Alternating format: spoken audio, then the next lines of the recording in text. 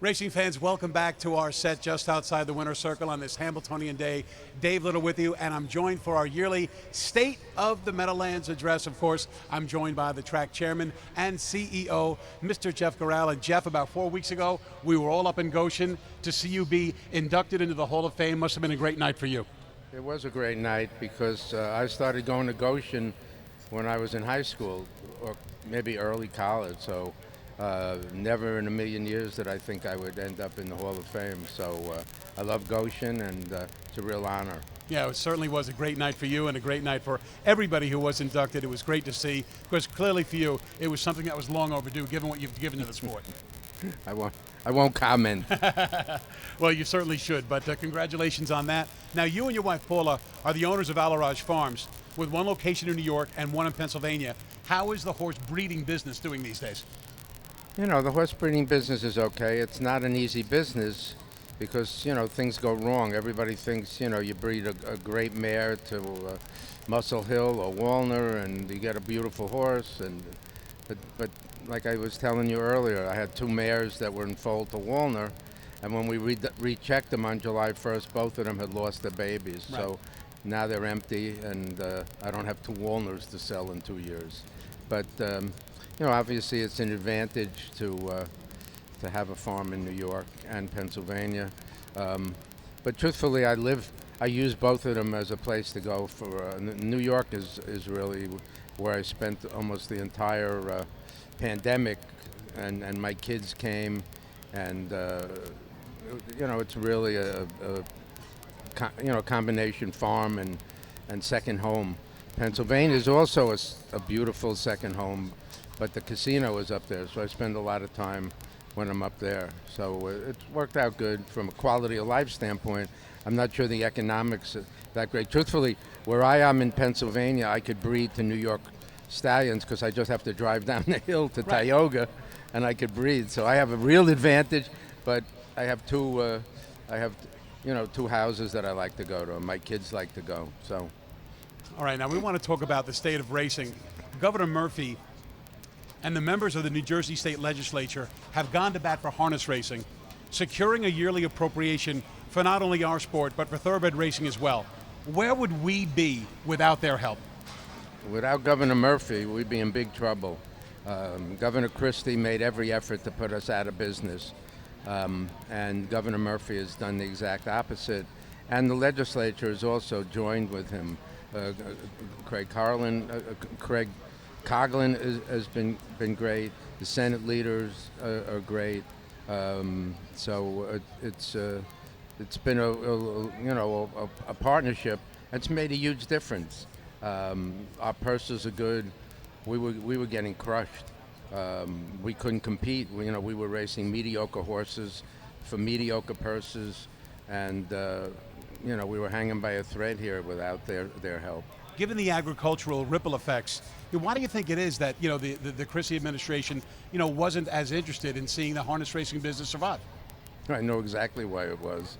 He was a friend of the casino industry, and he believed that you shouldn't subsidize a business that can't stand on its own 2 feet, and didn't buy into the argument that the casinos have made horse racing difficult for them to survive, because we can't compete. And by the way, the casinos are subsidized. They have a tax rate in New Jersey of 8%.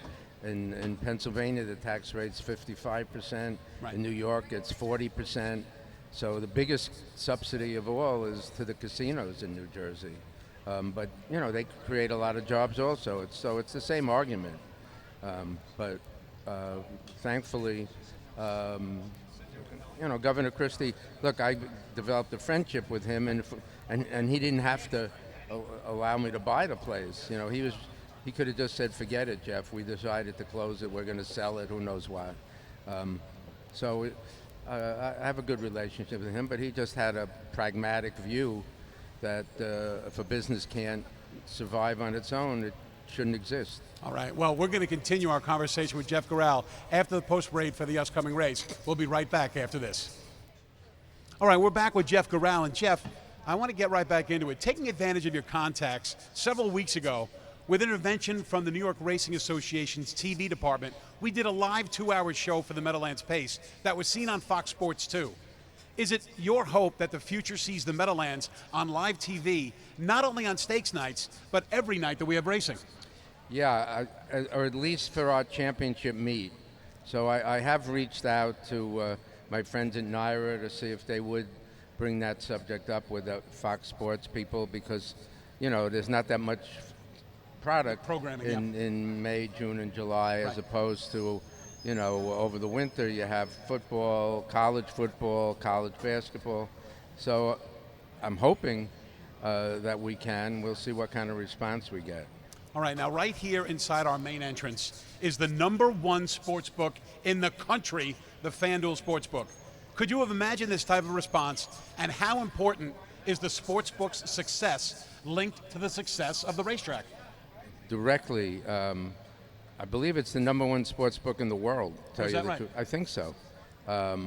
It's directly linked because we share in the profits with the horsemen, so a piece of the profits goes to the purse account for the horsemen, which I think we may be the only sports book that does that.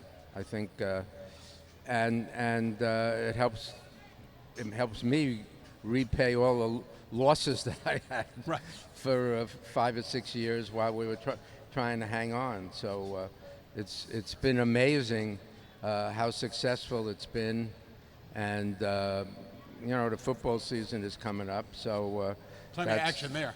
Plenty of action, and the best part about it is I used to bet on football, and I'm not allowed to bet on football. And like everybody else, I used to lose betting on football.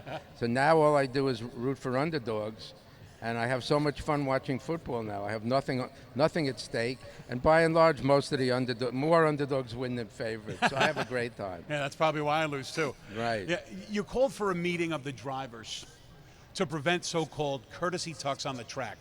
Have you gotten the response you've been looking for from that meeting? And when the new style of racing gets to where you want it to be, do you think it'll be noticeable to the betting public? Well, it'll definitely be noticeable. The first day we tried it was a couple of weeks ago on a Friday, and they closed the holes with the exception of one or two. They made an argument to me, which I try to be reasonable, that 2-year-olds, you know, you don't want to cook them in their first 1 or 2 starts. So I think that's a valid argument. And they made an argument that, you know, you shouldn't change the rules in the middle of the heart of our stake season. So I said, okay, I'll buy it, but I expect you guys to go along with the rule change when we open back up again, I think, on September 3rd. So I would expect that people will see a different style. They're going to see the kind of racing I grew up with, because there were never any holes. Somebody said, you know, if courtesy is important to you, you should become a maitre d' and not be driving standardbreds at the Meadowlands. And that's the view. We got about 20 seconds. You told me several months ago when I talked to you that the Meadowlands will get a casino someday. Do you still feel that way? And is a casino necessary to assure a long lifeline for harness racing at the Big M?